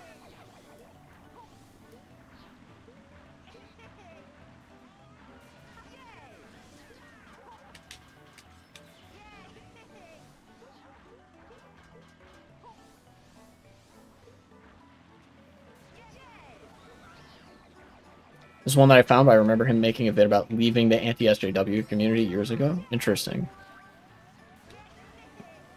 Well, I think if his recent feat is of any indication, he's forsaken his forsaking of the SJW, the anti-SJW guys. Like, he seems to be back on that because he talks about wokeness now. We'll see. We'll see. Look, I don't have enough time left in this stream to review any of his videos. Because, you know, I take a 10-minute video and blow it up into 30, 45 minutes. He has 2 vids on the fall of the anti-SJW community. Interesting.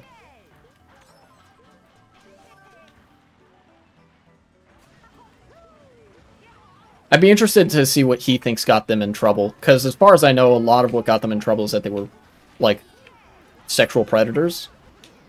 I don't know if he has a different take. But look, I'm getting ahead of myself, and you're getting ahead of yourself as well. I'm going to do the one video... I'm going to do one video react on the video you suggested earlier. And that'll be it. And I will try to limit my react content. I don't want to just become one of those, like, talking heads that talks about the same YouTuber over and over again.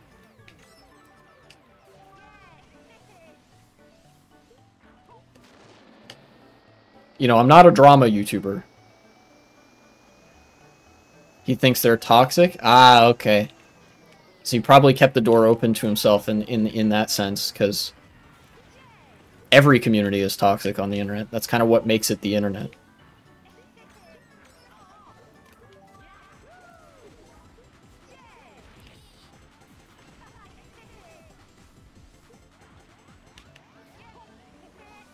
It was years since I watched the vids, yeah. Okay. Let's see.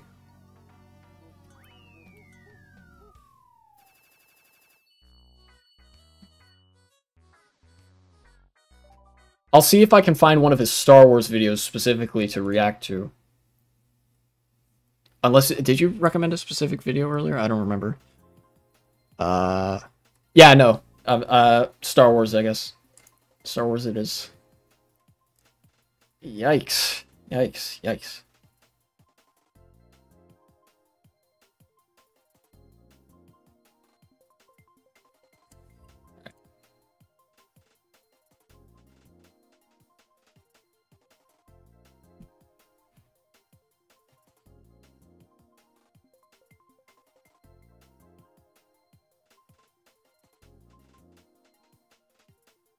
What do we got? This is a good room. I like being in this worldwide room. There weren't that many people online in custom tracks. It was just a 1v1. So, sorry for the misleading tags, but, you know, you're getting regular tracks today, it seems. A lot of people voting for Mario Circuit 3 and Bowser Castle 3. I saw the number 3 and my brain just went there. He's a Sound of Freedom defender, Lamau? Okay, that tells me many things about him. Or a few things, at least. Mario Circuit 3, okay. Yeah.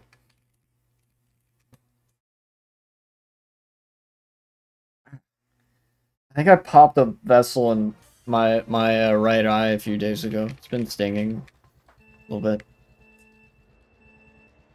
Alright.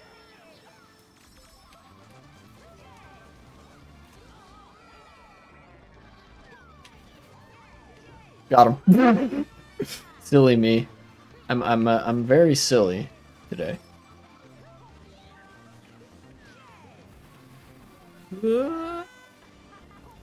I'm just gonna use this here.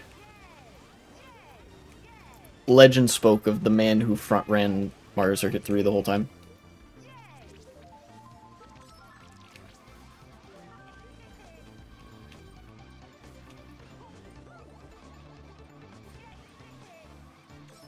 Ah, no.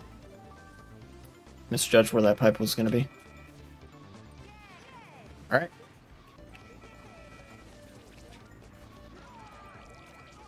Ow. Was that his red shell? Must have been.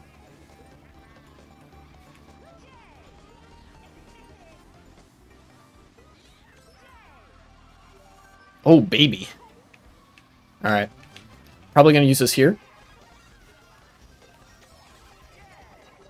Yes! That is such a good item. No! Literally as the shock happens. Oh, that's devastating. Alright, you're gonna get hit. I also got hit. Crazy.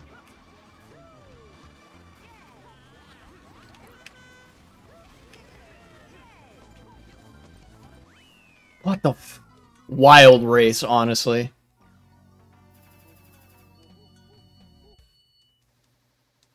Let's go, next one.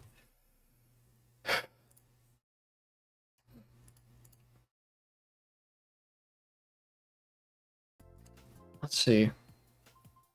I wonder. Is there anything else that I could...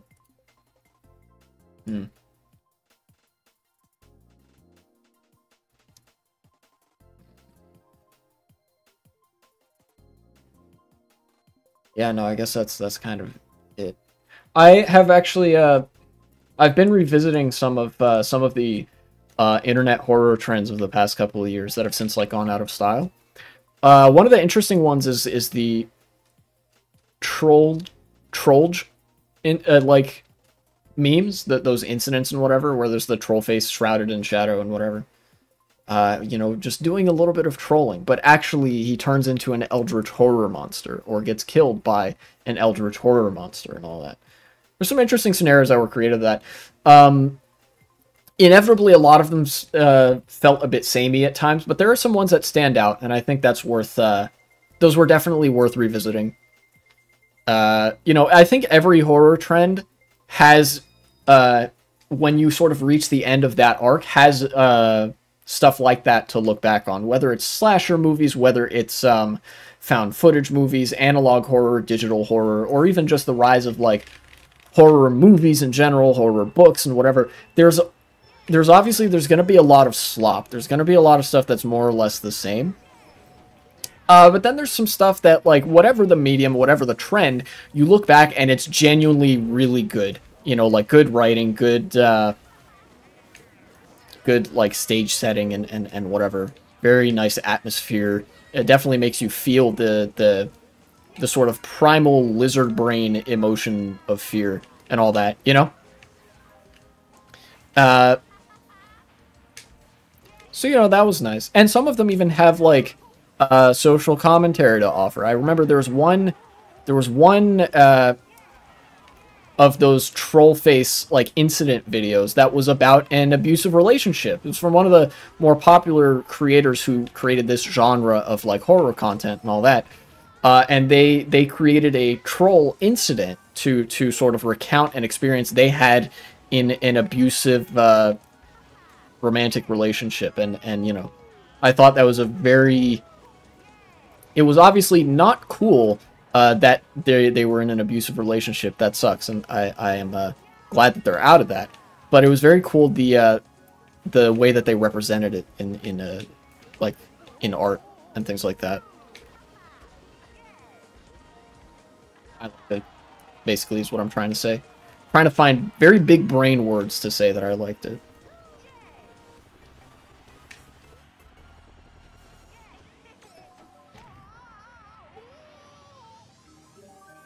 Ah, golden mushroom. Okay. Damn it. I kind of have to start using this.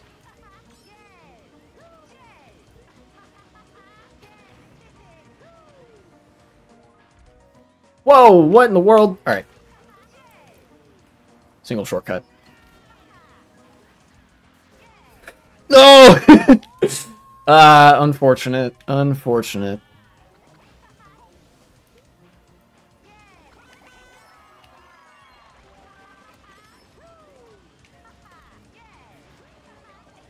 Excuse me, sir.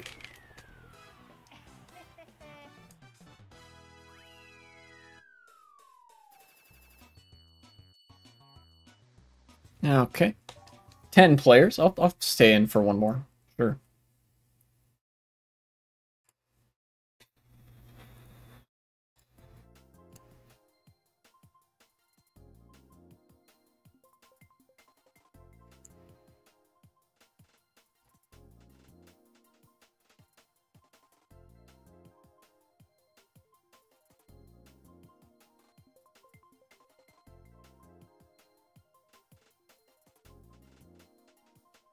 You know, quite frankly, in my bout of being extremely tired the past couple of days, on the day that I wasn't streaming, when I ordinarily would be, especially, I was thinking a little bit about how I feel stuck sometimes. I feel stuck with respect to, I don't know, life, right?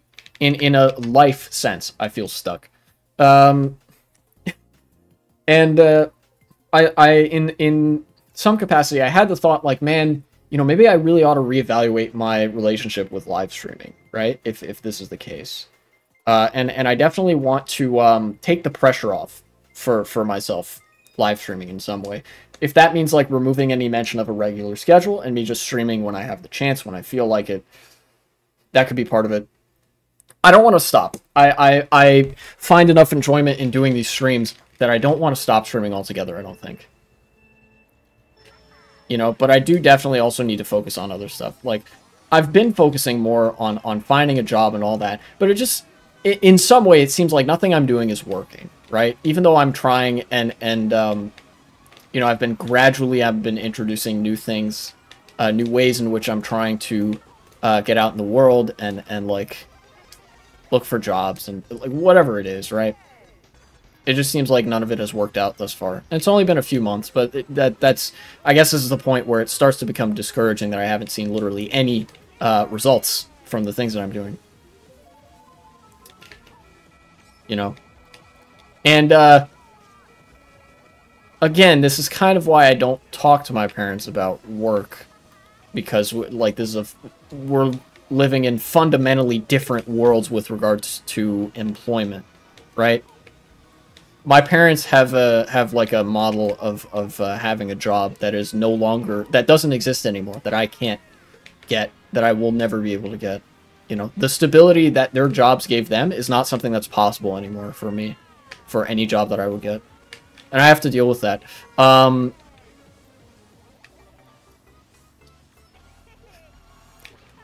of course they do want to help, but I feel like all the advice that they give me just ends up making things worse. Because it's always like, what am I, you know, it's always like, what am I doing wrong? That's always seems to be the center of conversation whenever they try to give me advice.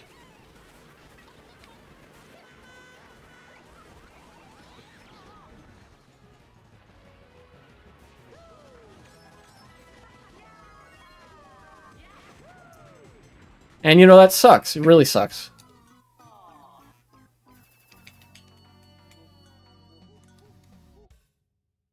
Do a couple more.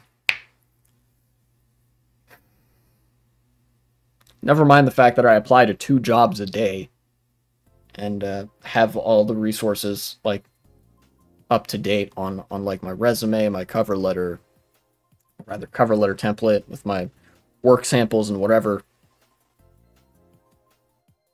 Just can't do shit anymore. And the weirdest thing is, they acknowledged what I thought to be the issue, which is that, like, standards have been raised to impossibly high levels. A lot of people make the mistake of critiquing the college system when it comes to why people can't find jobs. That is a mistake, don't get me wrong. What people should be critiquing is the state of the job market, not the state of college education, because there are jobs that unequivocally do not require a college education to do. That now like, workplaces are requiring not only a degree, but like several years of experience for entry-level positions. Motherfucker, this is an entry-level position. I should be able to just walk in and you consider me seriously for the job, because it's like, entry-level means you can come in without having had a job before, right? That's what that word means, or what those words mean. It is your entry into the workforce where you didn't you weren't in the workforce before. And the weirdest thing was that, like, I was talking with them and they were willing to acknowledge that. But then it was almost like, nah, that can't be it. You know, like, I don't know, man. Look, it was so bizarre seeing, like, feeling the dissonance between them willing to acknowledge not only that the like those inherent and systemic problems in the job market exist, but also that, like, through, like, somehow I am in the same spot in like midlife crisis state, like as a lot of people my parents' age. Like, you know, they likened what I'm experiencing to what they and their colleagues experience with being burned out. The difference being that, like, I haven't had a job and I can't get a job, and that's the problem that I'm experiencing. And the only thing they can offer is maybe you're doing something wrong. Like, cool, thanks. Like, that doesn't help.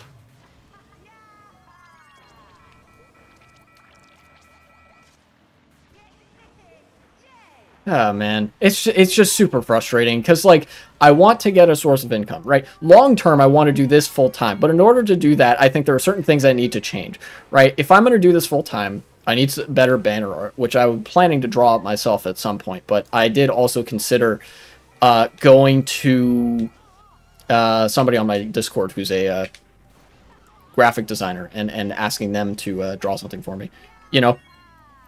But then it also demands, like, a certain penchant for video editing. And I don't want to be doing the video editing all the time. You know, I would hire a video editor. But in order to do that, I need money. And, like, I can't do that if I don't have a job. Basically, I can't get a job if I don't have a job. It's so bizarre. You know, like, just get 10 years of work experience and a degree by the age of 20. Yeah, like, that's the fucking world we're living in. Like, what the fuck? This is insane.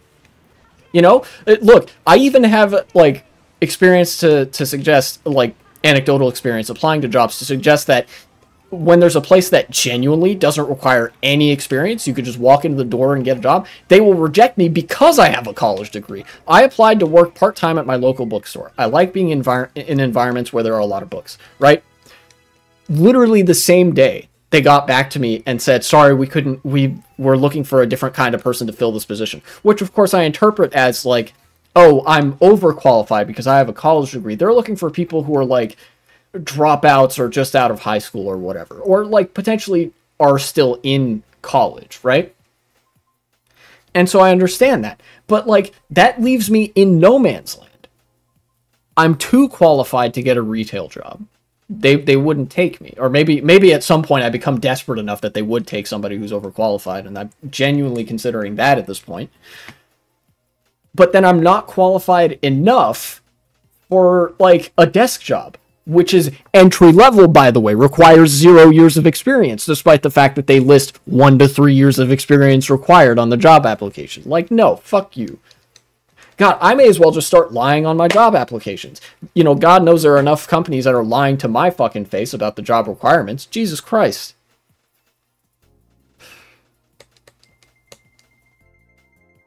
Urgh. This is one of the only ways in which this is one of the few ways in which I am sure that I am very alone in my current situation. I know there are a lot of other people experiencing a similar or the same thing that I'm experiencing, but I'm genuinely on the verge of becoming an unemployment statistic because I'm applying to jobs and I can't fucking get them. You know?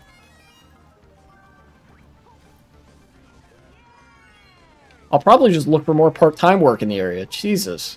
You know, I'd rather do that. At this point, I think honest to God, my plan might just be like, look, I'll just get a part-time job somewhere and then, you know, have that working, like, less than 40 hours a week, probably only, like, 20 hours a week or whatever, and then come back and stream on my off time. Like, that's probably what I have to do in order to get work anywhere, you know?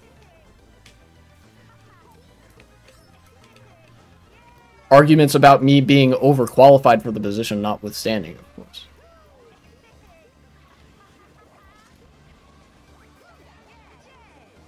Shoot that forward. Let's see.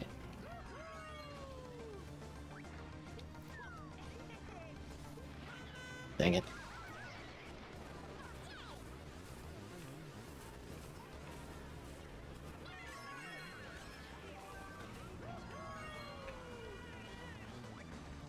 A bomb, and I'm not afraid to use it.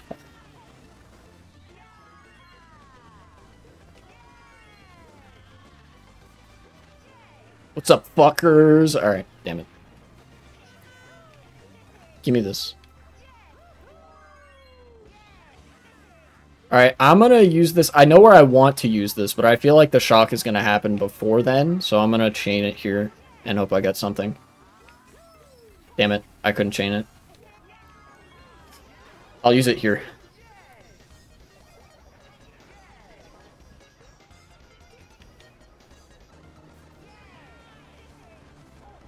That didn't do much for me.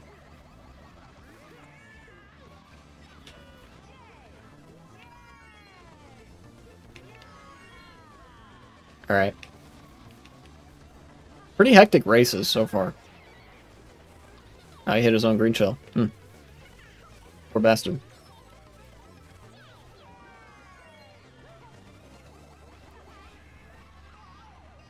Whoa! I've never seen that happen before. And I'm somehow getting third?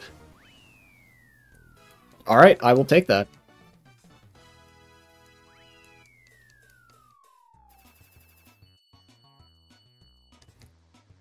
Got time for one more? I think I got time for one more, and then I'm done.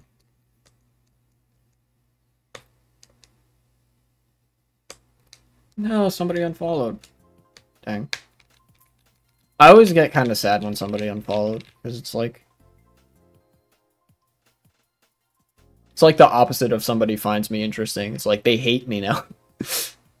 Oh well, such is parasociality. You know, sometimes there's people forget that goes the other way as well. Obviously, it's really slated. Parasociality is really slated, where the streamer or like the content creator obviously has a disproportionate amount of influence and whatever. But you know, it can be just as much the case that like the audience has influence over the content creator and stuff like that. It's, you know what it is? It's a dialectic. There we go. It is a dialectic relationship where, as a member of the audience, you have a lot less sway, but ultimately the audience as a body, as like an entity, has about as much sway over me as I have over them, or something like that. It is just like the relationship between the proletariat and the bourgeoisie. Thank you. I'm very smart in this regard. I am literally the bourgeoisie. That's me, in fact. Racist and bourgeois. Who would have guessed it?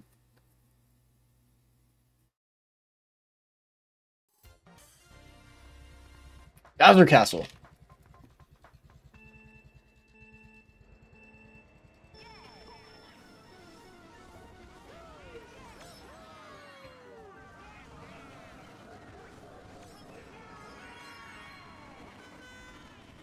Is racing while discussing theory called race theory? Yes. And if I am having critical discussions while racing, and that is called critical race theory. I am the critical race theorist of all time. Yes.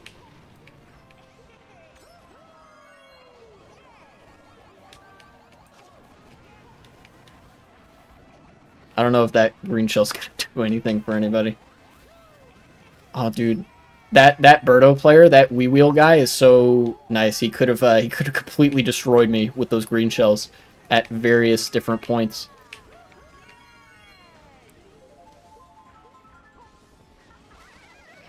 No, what? They target shocked me there? Why?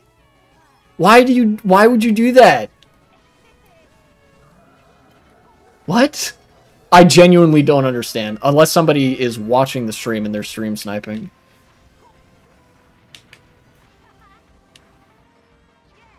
In which case, that's kind of cringe, not gonna lie.